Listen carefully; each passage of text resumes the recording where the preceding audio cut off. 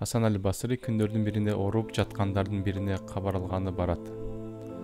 Барса, ал оорукчан киши жан берип өлүм мастыгынын абалында экен.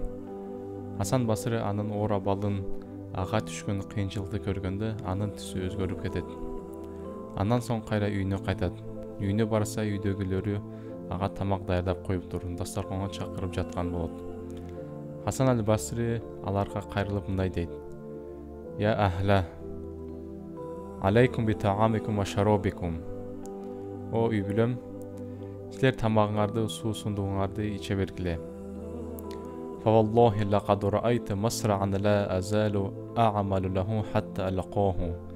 Мен болсо чындыгында өлүмдү көрдүм. Ага жолукканга чейин даярданып, мындан ары амал кылам. Пайгамбарыбыз саллаллаху алейхи ва саллям айткан: "Аксиру зикру хазимил лаззат ал-маут." Жыргалчылыктарды кесүүчү, талкалоочу нерсени көбүрөөк эстегиле. Ал болсо өлүм. Пайгамбарыбыз саллаллаху алейхи ва саллям: "Айюл муъминуна акияс." Момундардын кимиси эң көрөгөч, эң акылдуу деп суралганда, ал мындай деп жооп берген: "Аксарухум лил маути зикрун ва ашаддухум исти'дадан лаху, улаика хумул акияс." Өлүмдү эң көп эстегендери жана эң катуу даярдангандары, мына ушулар көрөгөч, эң акылдуулар. Хасан Басри рахматуллаху алейхи айткан: "Фадахал мауту дунья, фалам ятрук лиди луббин фиха фарахан." Өлүм дүйнөнүн ким экенин ачыктап койгон. Андыктан акылы бар адам үчүн дүйнөдө сүйүнүч жок. "Ма алзама абдун қалбаху ал-маута илля саграт дунья алейхи ва хана алейхи жами'у ма фиха." Кайсы пенде жүрөгүнө өлүмдү бекем тутуп алса, ага дүйнө баасы жок нерсеге айланып, дүйнөдө кайсы гана нерсе болбосун ал үчүн паас, кордолгон нерседей болуп калат. Ибн Умар разияллаху анхума өлүмдү эстегенде канаттуулар сыяктуу калтырап калат эле. Ал күн сайын алымдарды чогултуп, алар менен олтуруп өлүмдү жана кыяматты эстешер эле. Андан кийин алардын арасында бирөөсү кайтыш болгондой ыйлашат болчу.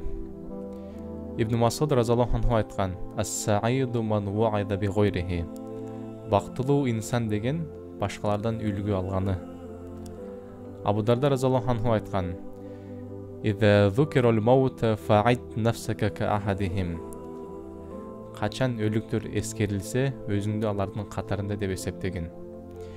Ибн Умар разияллаху анху айтат: Пайгамбарыбыз саллаллаху алейхи ва саллям ийнимден кармап, мага мындай деп айткан: "Кун фид дунья ка аннака гарибун ау абиру сабилин." Бул дүйнөдө чоочун кишидей же жолоочу мусафирдай бол. Ибн Умар разияллаху анху дагы айткан: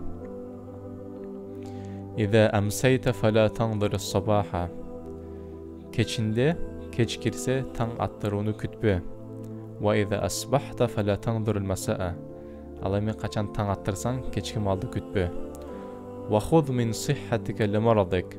Ден соолугуң бар кезде ооруп калгача колдонуп кал. "Ва мин хаятика лимаутик." Жана өлүмүң келгиче жашооңдон пайдаланып кал.